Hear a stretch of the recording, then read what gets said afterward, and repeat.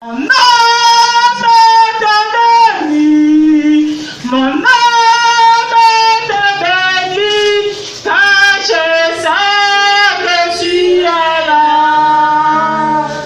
Mon âme te bénit, à cœur de Dieu. Mon âme te bénit. Merci ce matin, Seigneur. Je vais rendre gloire à Dieu, parce que sans Dieu, là, je ne vis pas. Je vivais, mais j'étais mort en vie. Mais c'est Jésus de Nazareth qui m'a ressuscité. Donc, c'est pour lui rendre gloire. C'est pour lui dire merci pour ma vie, la vie de mes enfants, toute la vie de mes parents. Je ne dis rien, mais quand on a quelque chose dans la famille, on m'appelle, on dit de venir. Parce que moi, je me minirie et dis, je suis devant Dieu, je suis quelque chose. Donc, c'est pour bénir son nom, c'est pour lui rendre toute la gloire. Parce que ce Jésus, oui, Jésus, je ne veux pas m'arrêter si le Dieu ce matin pour taper le micro. Moi, c'est pour lui dire merci. Merci aussi la chance Nida qui a pu faire ma délivrance. Et puis, la veillée de 31. Vraiment, il y a quelque chose qui est occupé à moi. Il y a quelque chose qui est sorti à moi. Depuis le 31, je ne dors pas, je prie de la nuit au matin. Donc je vois qu'il y a quelque chose qui vient à moi. Je sais que ma vie a changé. Parce que le diable est en moi. Il me manipule. Il ne fait plus fort que Dieu. Je rends toute la gloire à Dieu. Ma vie n'est pas facile. Mon foyer n'est pas facile. Moi-même, le diable me manipule. Comme télécommande. Mais Dieu, il est Dieu.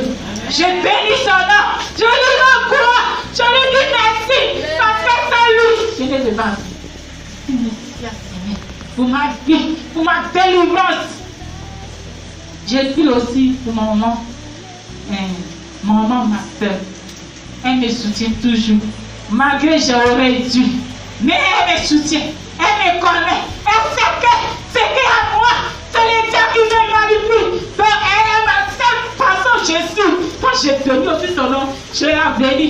Pour que cette année, le Dieu fasse quelque chose dans sa vie aussi. Parce qu'elle m'a beaucoup supporté. Malgré mes caprices, mais elle me supporte. Donc j'ai béni le nom de l'Éternel des armées. Je lui rends gloire. J'ai béni aussi la Céline. On n'est pas beaucoup, mais Dieu se manifeste au milieu de nous. J'ai béni le nom de l'Éternel des armées. Je dis merci à Dieu pour ma vie, pour ma délivrance, pour tous ces miracles qu'il a fait dans ma vie. Je dis merci. Que Dieu soit béni ce matin. Moi, mon témoignage, c'est avant la fin de l'année 2017. Il y a ma tante qui ne se portait pas bien et paraît-il qu'elle délirait. Lorsqu'elle était là, elle disait qu'elle entendait des voix. Mais bien aimé, chaque soir j'allais prier pour elle. Et lorsque je finissais de prier, elle me disait, ah, Eva, s'il te plaît, demain, viens encore prier pour moi. Mais je savais que Dieu était en train de travailler spirituellement. Et voici qu'un samedi soir, je suis allé voir ma tante. Je ne la trouve pas à la maison. Je demande à son fils, il me dit que non, il y a des amis de papa qui sont venus chercher Tonti pour l'envoyer dans une église. Il dit, c'est quelle église? On me dit, non, c'est Christianiste Céleste. Eh bien, aimé, figurez-vous que il y a une colère qui m'a animé. Donc, je les ai attendus. 5 minutes après, ils arrivent. Et je suis assis avec son mari. Je lui dis, tonton, plus jamais de la vie, tu vas envoyer Tanti dans un coin comme ça. Mais je ne savais pas, je dis quelque chose disant, moi, envoie ta tante dans ton église. Envoie ta tante dans ton église. Et puis, bien, j'avais la foi que, en envoyant ma tante ici, papa lui imposait les mains et priait pour elle. Elle allait recevoir la guérison. Bien aimé, le dimanche matin, je suis allé chercher ma tante. Mais ça n'a pas été facile. Parce que tout ce qui était autour d'elle était spirituel. Elle finit de se laver, elle prend un temps dans la chambre, je ne sais pas, elle faisait quoi. Pendant ce temps, il était presque 10 heures. Voici qu'on sort, elle me dit, mais ton église, on n'est pas en retard. Il dit, si, on est très en retard même. Mais avec Jésus, il n'y a jamais de retard. Viens, on va partir à l'église. pour me décourager, me dit non, on peut aller dans l'église du pasteur qui est à côté. Il dit, c'est pas mon pasteur, c'est pas mon église. Jésus dit de t'envoyer dans mon église, mon pasteur va prier pour toi. Bien aimé, nous sommes arrivés et j'étais juste derrière dans la salle en train de faire l'adoration. Et papa même m'a surpris, il m'a dit, pourquoi est-ce que tu es derrière? Non, comme je suis arrivé un peu en retard, mais je suis venu avec ma tante. Le Saint-Esprit me mettait à cœur de prier pour elle, papa. Bien aimé, je vous dis, après le culte, papa s'est entretenu avec ma tante, il a prié pour elle. Au retour, je disais à ma tante, comment est-ce que tu te sens? Elle dit, ça va, ça va. Mais Jésus est merveilleux. Jusqu'au jour d'aujourd'hui, bien aimé, où je vous parle, ma tante que je connaissais, qu'on a surnommé Tanti Momo, avec laquelle on jouait, elle est revenue. La même tante est là. Quand tu vas, elle est correcte avec toi. Elle n'entend plus de voix dans sa tête. Elle n'est plus malade. Le sang de Jésus a lavé ma tante par l'intermédiaire de son serviteur. Vraiment que la main du Seigneur soit encore à l'œuvre sur la vie de notre papa. Que le lait et le miel continuent de surabonder sur sa vie. Bien aimé, ce jour-là, le dirigeant a eu un message en disant que non, il sentait, l'Esprit de Dieu sentait le découragement à l'assemblée. Je suis arrivé à la maison, j'ai dit, mais Seigneur, voici des personnes qui t'ont accepté comme le Seigneur et le Sauveur. Ils viennent dans ton église. Mais d'où vient ce découragement-là? Ils n'ont pas confiance en toi. Ou qu'est-ce qui se passe? Bien aimé, ça va vous frustrer, mais laissez-moi vous dire que Dieu donne le mariage, Dieu donne le travail, il donne tout. Mais si c'est pour le mariage, pour le travail que tu viens à l'église, c'est que tu n'as rien compris de Dieu. Amen. Lorsqu'on vient à l'église, on doit premièrement chercher Dieu. Comment est-ce que Dieu fonctionne? Qu'est-ce que Dieu veut faire de nous? Bien aimé, c'est vrai qu'il y a certains qui seront des directeurs, des médecins.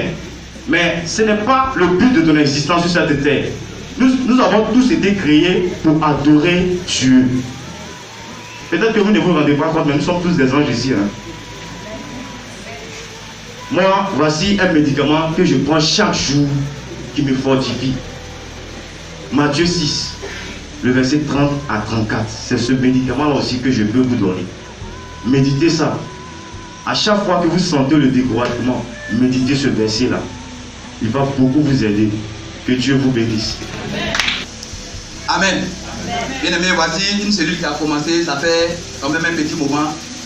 Et dans les débuts, nous n'étions pas en grand nombre. Peut-être 6, 8, au plus 10.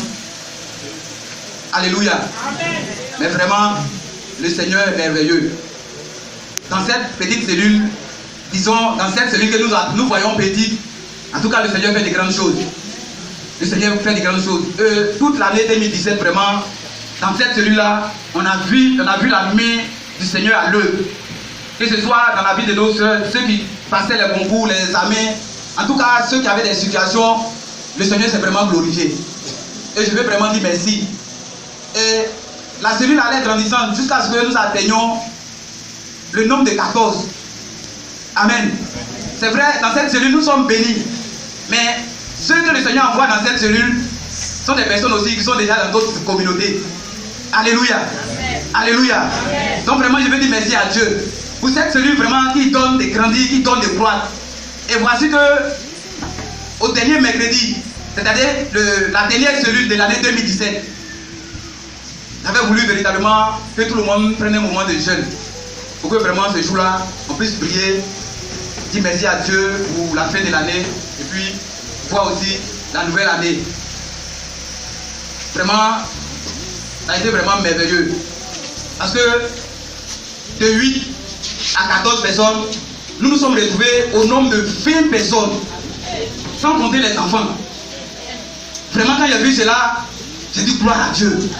Parce que j'ai compris que véritablement, dans cette maison-là, le Seigneur travaillait puissamment. J'ai compris que dans cette maison-là, le Seigneur travaillait efficacement. Et vraiment, ça me fait vraiment beaucoup de joie. Parce qu'au travers de cela aussi, le Seigneur m'a permis de comprendre une chose. C'est vrai, nous sommes appelés à évangéliser. Mais bien aimé, la première évangélisation, c'est nous-mêmes notre caractère, nous-mêmes notre conduite. Alléluia. Je peux me lever, parcourir les rues pour annoncer la parole de Dieu. Mais dans ma maison, ou bien dans la cour où j'habite, si je n'ai pas une bonne conduite, si je n'ai pas un bon caractère bien aimé, c'est pas sûr que je puisse gagner des âmes. Parce qu'il y a des âmes qui ne regardent pas aux paroles qui sont dans ta bouche, mais qui regardent à ta conduite, qui regardent à ta façon d'être, qui regardent à ta façon d'être. Et c'est cela véritablement qui peut les attirer à Christ. Et vraiment, je veux rendre grâce à Dieu. De ce que dans cette cour où nous habitons, nous sommes en paix avec tout le monde. On n'a pas de soucis avec qui que ce soit. Et vraiment, tout le monde nous apprécie. Ce qui fait que, par notre conduite, par notre caractère, on n'a pas forcément besoin d'annoncer l'évangile dans la cour. Mais par notre simple manière de faire, le Seigneur attire des âmes à cette cellule. Vraiment, c'est une grâce. Et je veux véritablement rendre grâce à Dieu pour cela. Amen. C'était mon témoignage.